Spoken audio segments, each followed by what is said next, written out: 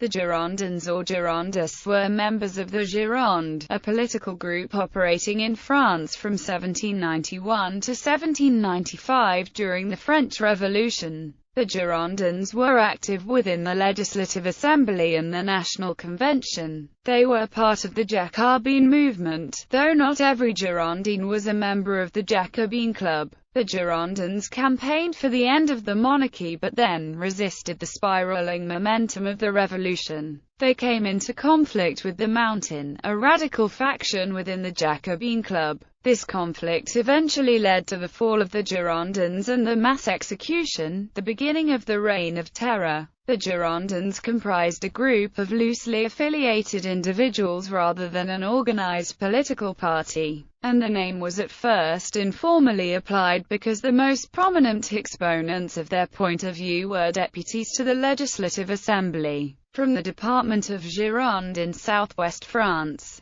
The term became standard with Lamartine's history in 1847. Girondin leader Jacques-Pierre Brissot proposed an ambitious military plan to spread the revolution, one that Napoleon later achieved. He called on the convention to dominate Western Europe by conquering the Rhineland, Poland, and Holland, with a goal of creating a protective ring of satellite republics in Britain, Spain and Italy by 1795. The Girondins were thus the war party in 1792–93. Other prominent Girondins included Jean-Marie Roland and his wife Madame Roland. They had an ally in the English-born, sometime American, activist Thomas Paine. Brissot and Madame Roland were executed and Jean Roland committed suicide when he learned what had transpired. Paine was arrested and imprisoned but narrowly escaped execution. The famous painting Death of Marat depicts the killing of the fiery radical journalist Jean-Paul Marat by the Girondin sympathizer Charlotte Corday, who was executed.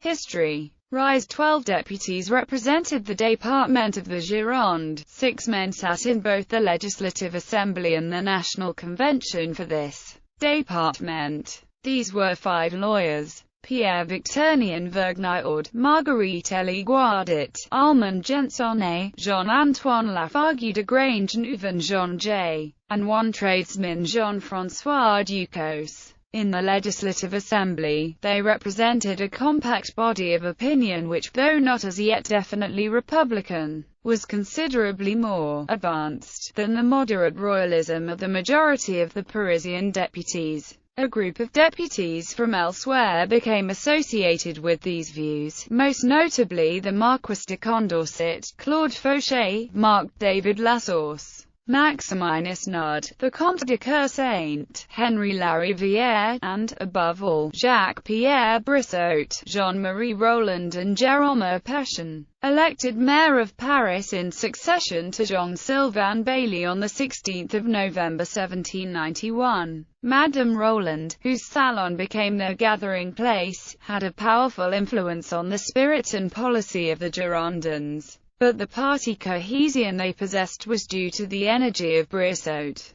who came to be regarded as their mouthpiece in the Assembly and in the Jacobin Club. Hence the name, Brissotins. The group was identified by its enemies at the start of the National Convention. Brissotins and Girondins were terms of opprobrium used by their enemies in a separate faction of the Jacobin Club, who freely denounced him as enemies of democracy. Foreign policy in the Legislative Assembly. The Girondins represented the principle of democratic revolution within a patriotic defiance to the European powers. They supported an aggressive foreign policy. Brissot proposed an ambitious military plan to spread the revolution, one that Napoleon later achieved. He called on the convention to dominate Western Europe by conquering the Rhineland, Poland, and Holland, with a goal of creating a protective ring of satellite republics in Britain, Spain and Italy by 1795. The Girondins called for war against Austria, arguing it would rally patriots around the revolution, liberate oppressed peoples from despotism, and test the loyalty of King Louis XVI.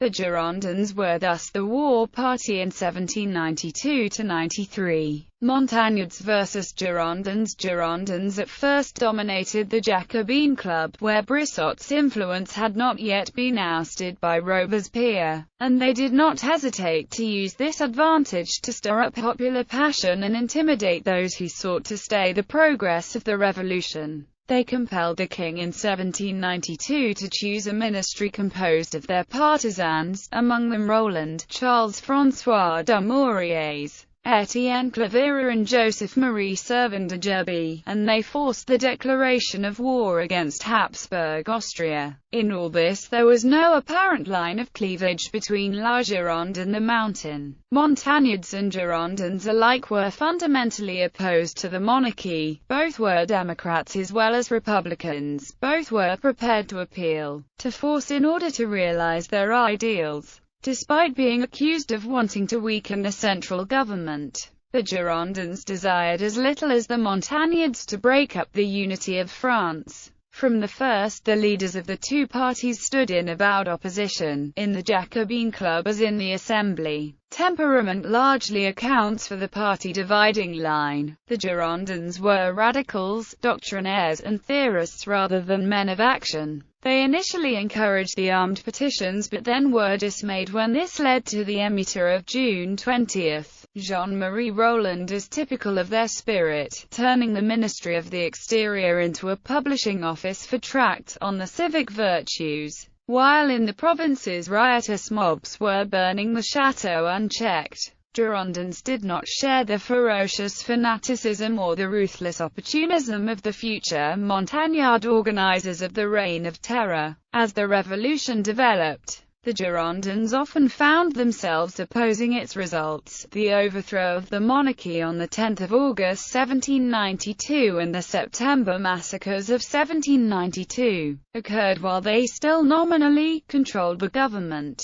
But the Girondins tried to distance themselves from the results of the September massacre. With the advent of the National Convention, the corps of like-minded deputies from the Gironde expanded, as Boyer Fonfred, Lacaze, and Burgoyne joined 5 of the 6 stalwarts of the Legislative Assembly. Their numbers were increased by the return to national politics by former National Constituent Assembly deputies such as Rabaut Saint-Étienne, Pétion, and Kerveleggen, as well as some newcomers as the writer Thomas Paine, and popular journalist Jean-Louis Carré. Decline and fall. The Girondins proposed suspending the king and summoning of the National Convention, but they had agreed not to overthrow the monarchy until Louis XVI had become impervious to their counsels. Once the Republic was established, they were anxious to stop the revolutionary movement which they had helped to set in motion. Girondins and historian Pierre-Claude François Dournow argues in his memoirs that the Girondins were too cultivated and too polished to retain their popularity for long in times of disturbance, and so they were the more inclined to work for the establishment of order, which would mean the guarantee of their own power. The Girondins, who had been the radicals of the Legislative Assembly, became the conservatives of the Convention. The revolution had failed to deliver the immediate gains that had been promised, and this made it difficult for the Girondins to easily draw it to a close in the minds of the public. Moreover, the Septembrisers realized that not only their influence but their safety depended on keeping the revolution alive. Robespierre, who hated the Girondins, had proposed to include them in the proscription lists of September 1792. The Mountain Club to a man desired their overthrow.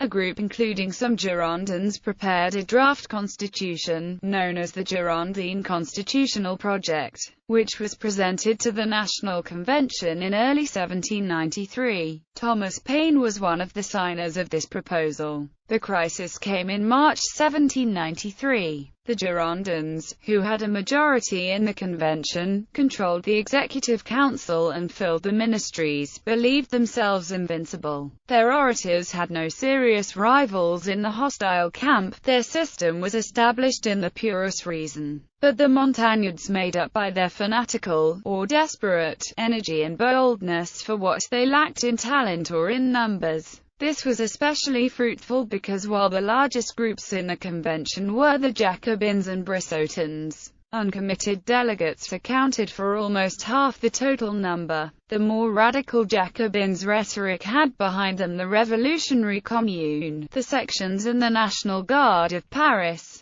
and they had gained control of the Jacobin Club, where Brissot, absorbed in departmental work, had been superseded by Robespierre. At the trial of Louis XVI, most Girondins had voted for the appeal to the people, and so laid themselves open to the charge of royalism. They denounced the domination of Paris and summoned provincial levies to their aid, and so fell under suspicion of federalism. They strengthened the Revolutionary Commune by first decreeing its abolition but withdrawing the decree at the first sign of popular opposition. In the suspicious temper of the times, this vacillating policy was doubly fatal. Marat never ceased his denunciations of the faction by which France was being betrayed to her ruin, and his cry of "Now sommes trahis" was re-echoed from group to group in the streets of Paris. The growing hostility of Paris to the Girondins received a fateful demonstration by the election, on 15 February 1793, of the bitter ex-Girondin Jean-Nicolas Paca to the mayoralty. Paca had twice been Minister of War in the Girondins government, but his incompetence had laid him open to strong criticism, and on 4 February 1793 he had been replaced as Minister of War by a vote of the Convention. This was enough to secure him the votes of the Paris electors when he was elected mayor 10 days later. The Mountain was strengthened by the accession of a significant ally whose one idea was to use his new power to avenge himself on his former colleagues. Mayor Paca, with Procureur of the Commune Pierre Gaspard Chalmette, and Deputy Procureur Jacques-René Hébert, controlled the armed militias of the 48 revolutionary sections of Paris, and prepared to turn this weapon against the Convention. The abortive émeute of 10 March warned the Girondins of their danger, and they responded with defensive moves including the appointment of the Commission of 12 on 18 May, the arrest of Marat and Hébert, and other precautionary measures.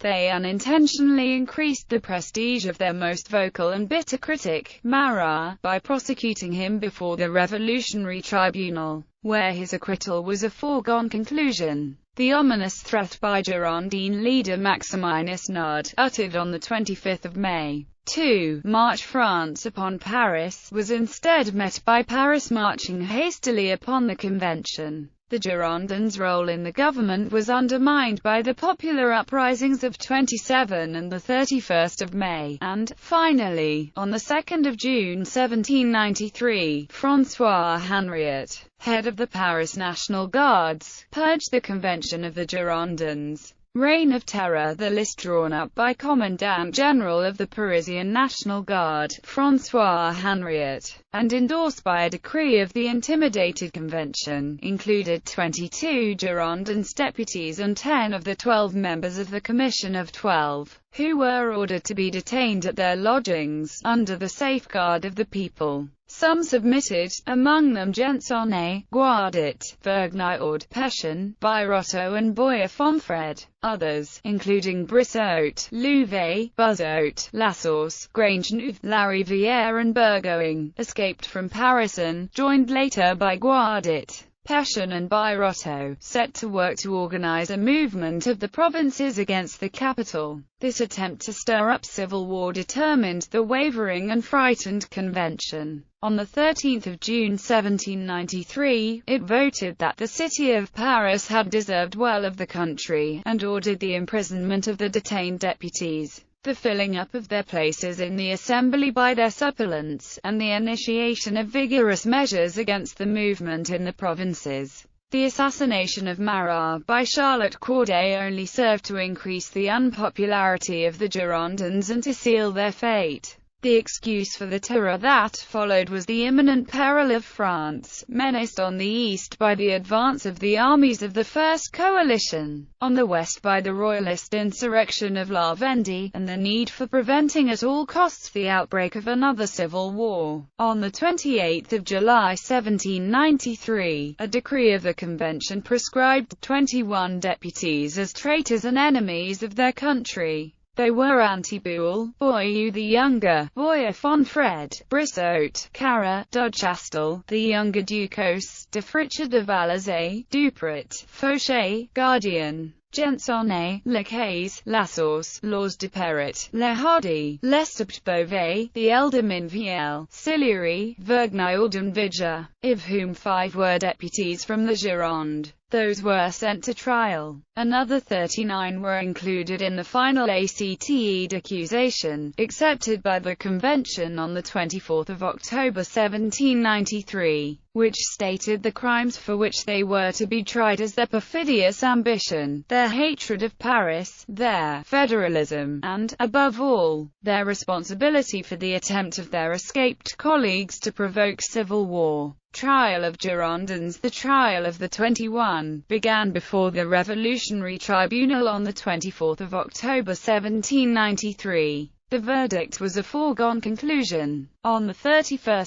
October, they were borne to the guillotine. It took 36 minutes to cut off 22 heads. Of those who escaped to the provinces, after wandering about singly or in groups, most were either captured and executed or committed suicide. They included Barbaroux, Buzot, Condorcet, Grangeneuve, Guardit, Kersaint, Petion, Rabaut de Saint-Étienne and Rebecque. Roland had killed himself at Rouen on 15 November 1793, a week after the execution of his wife. A very few escaped, including Jean-Baptiste Louvet de Couvray, whose memoirs give a detailed picture of the sufferings of the fugitives. Girondins as martyrs. The survivors of the party made an effort to re-enter the Convention after the fall of Robespierre on 27 July 1794. But it was not until 5 March 1795 that they were formally reinstated.